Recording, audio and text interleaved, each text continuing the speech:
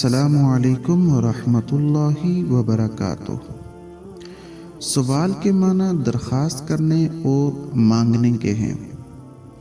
اللہ تبارک و تعالی سوال کرنے سے بہت خوش ہوتے ہیں اور نہ مانگنے سے ناراض ہوتے ہیں، لہٰذا ہر ایک چیز اللہ تبارک و تعالی ہی سے مانگنی چاہیے۔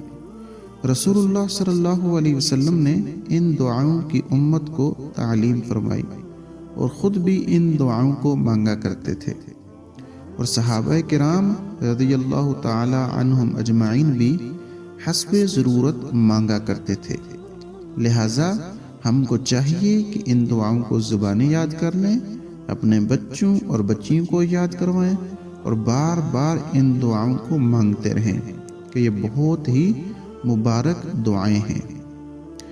نمبر 1، اللہم اہدنا بالہدی وزینا بالتقوی واغفر لنا فی الآخرۃ والأولی۔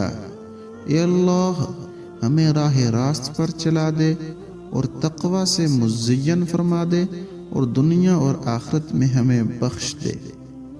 نمبر 2، اللہم انی اسألک الہدی والتقی والعفاف والغنی۔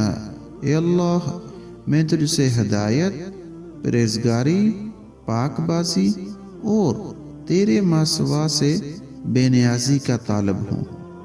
نمبر 3، حضرت انس رضی اللہ تعالیٰ عنہ سے روایت ہے کہ حضور اکرم صلی اللہ علیہ وسلم نے مجھ سے ارشاد فرمایا، تجھے وہ دعا نہ سکھاؤں کہ جب تو ہر فجر کے بعد اسے 3 مرتبہ مانگے تو اللہ تعالیٰ تجھ سے جذام، برس، فالج اور اندھا پن دور کر دے۔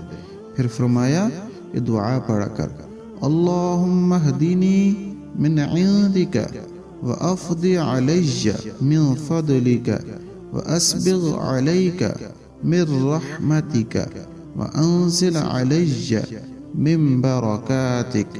اے اللہ، مجھے وہ ہدایت دے دے جو تیری خاص ہدایت ہو، اور میرے اوپر وہ فضل بہا دے جو تیرا خاص فضل ہو، اور مجھ پر اپنی رحمت کامل فرما اور اپنی برکتیں نازل فرما۔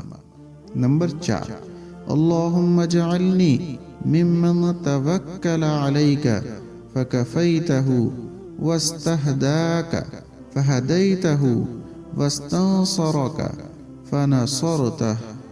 اے اللہ، تو مجھے ان لوگوں میں سے بنا لے جس نے تیری ذات پر بھروسہ کیا تو اس کے لیے کافی ہو گیا، اور جس نے تجھ سے ہدایت مانگی تو تو نے اس کو نصیب فرما دی، اور تجھ سے مدد مانگی تو تو نے ان کی مدد فرمائی۔